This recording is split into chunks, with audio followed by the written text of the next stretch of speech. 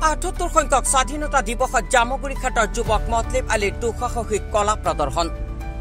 আজি 78 সংখ্যক স্বাধীনতা দিৱসৰ লগত সংগতি ৰাখি জামুগুৰি ঘাটৰ মৰিখুটিৰ যুৱক মতলিব আলীৰ দুঃসাহসিক কলা প্ৰদৰ্শনৰে চমক সৃষ্টি আজি পালিজিৰ পৰা ৰঙা চকুৱালৈকে এখন মটৰচাইকেলত 30 জন যুৱকক বহুৱাই নিজে মটৰচাইকেল চলাই 20 কিলোমিটাৰ পথ অতিক্ৰমৰে চমক সৃষ্টি কৰি সমূহ ভাৰতবাসী তথা অসমবাসীলৈ 78 সংখ্যক স্বাধীনতা দিৱসৰ আন্তৰিক শুভেচ্ছা জ্ঞাপন কৰে এতিয়া মোৰ বেলেগ এখন জেগাত মানে মোৰ হেৰি প্ৰদৰ্শন এখন আছে এই মই ঘৰৰ পৰা ল'ৰাখিনি লৈ পেলাই অলপ কিছু ট্ৰেইনিং দিছোঁ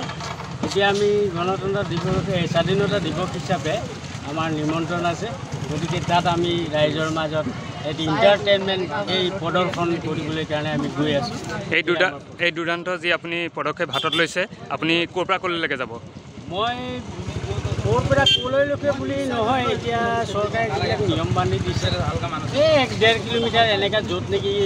গাড়ীৰ ভিৰ ভাৰ নাই তেনেকুৱা কিছু পাতলীয়া জেগাত কৰোঁ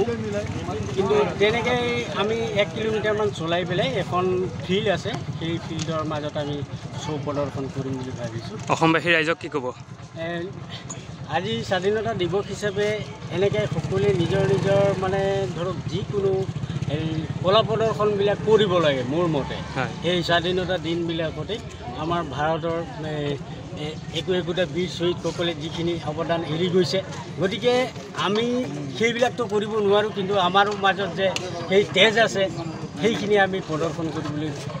মন যায় এই স্বাধীনতা দিনবিলাকত নাগৰিক এজন হিচাপে যিয়ে মই অসমবাসী ৰাইজক